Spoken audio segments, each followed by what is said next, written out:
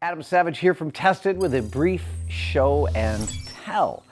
One of the things that happens in this shop, obviously, is that I use a ton of different processes and materials and tools. And in general, the shop is set up as a generalist's paradise. All the tools are kind of out and in the open. But every now and then, there's a skill that I possess, like welding, that requires so much specialized equipment, I devote a section of the shop to it. I have recently added a special section for a skill I possess. And it came about when I was working on my Star-Lord costume for Silicon Valley Comic-Con. I made two versions of Star-Lord's belt. This is version 2.0. And I'm really pleased with how this came out. I love working with leather.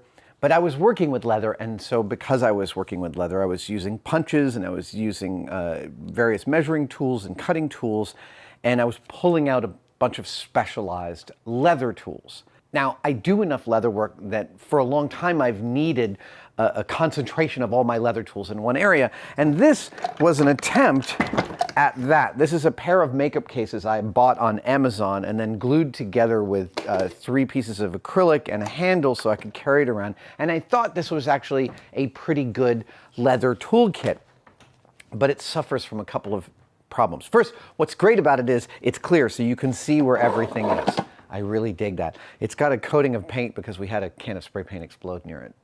It was mostly my fault. Okay, it was entirely my fault. The problems with this toolkit is this. I had this top level, and I made this nice Velcro thing so it lifts up and opens, but there's a horizontal surface, and one of the rules about any shop is that a horizontal surface will soon be covered. It is a universally accepted truth that a horizontal surface will soon be covered. And so I would do things like I would take a new tool and put it there. Now that means all of a sudden when I want something in there, I have to move this and get this, which if you know me, you know starts to really tick me off. And it doesn't make sense to have this horizontal surface with this. This should be drawers, and it just wasn't working. And I kept pulling this thing out and putting it back in, and it was like unruly and a little bigger than it should be. Suffice to say, last weekend, after working on my Star-Lord belt, I came into the shop alone and without cameras present. I did a 1-day build, okay, a 2-day build of a new leather toolkit. And well, you guessed it, it's sitting here right behind me.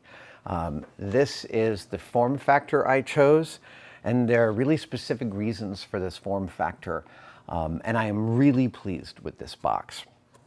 So, welcome to my new leather kit. Da-da! Yeah. If you follow me on social media, you saw several in-progress shots of this box being kitted out and filled up. And then we eventually painted it. Now, to give you a brief tour, on the back, we have the leather punch surface, which is a nice piece of plastic that you use that doesn't damage your punch blades for cutting or punching or stamping your leather. That's a critical piece. And then inside here, we've got everything from sundries like needles and blades and rivets and grommet setters to the various tools, the punches, the setters, the skives, the blades, the strap cutters, brushes, punches, belt ends, my favorite mallet, yeah.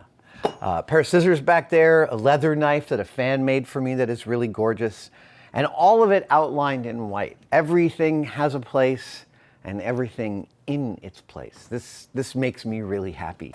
Now I want to talk a little bit about the design.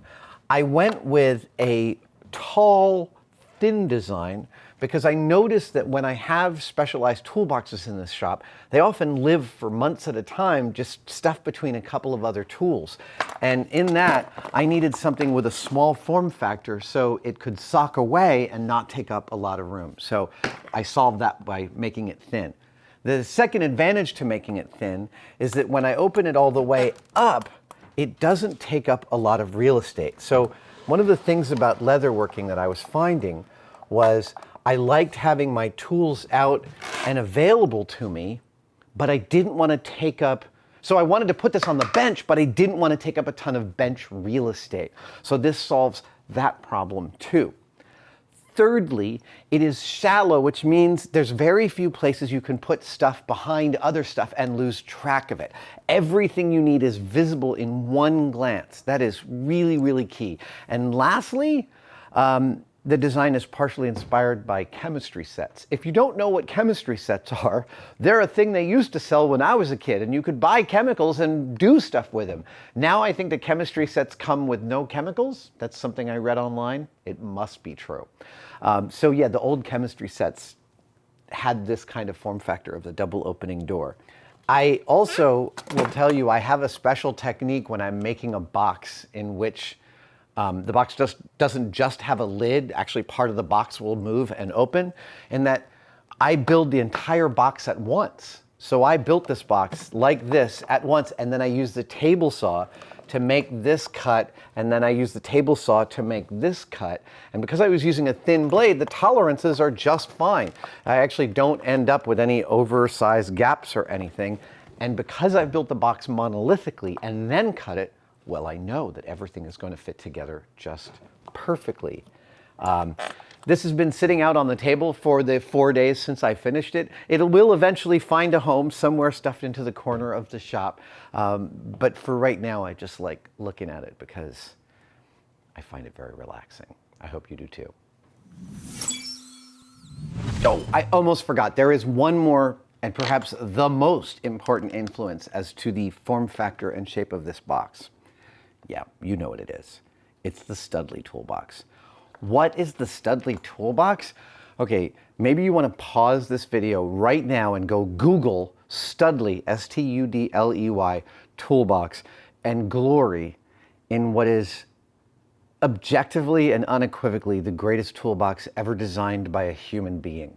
And it's over 100 years old. There are entire books devoted to breakdowns of the Studley Toolbox. It is a magnificent woodworker's masterpiece of a toolbox, and it is in this form factor with a density of tools that's like 6 times this density. But since it's one of my favorite things in the world, of course, it came into my brain as I was making this.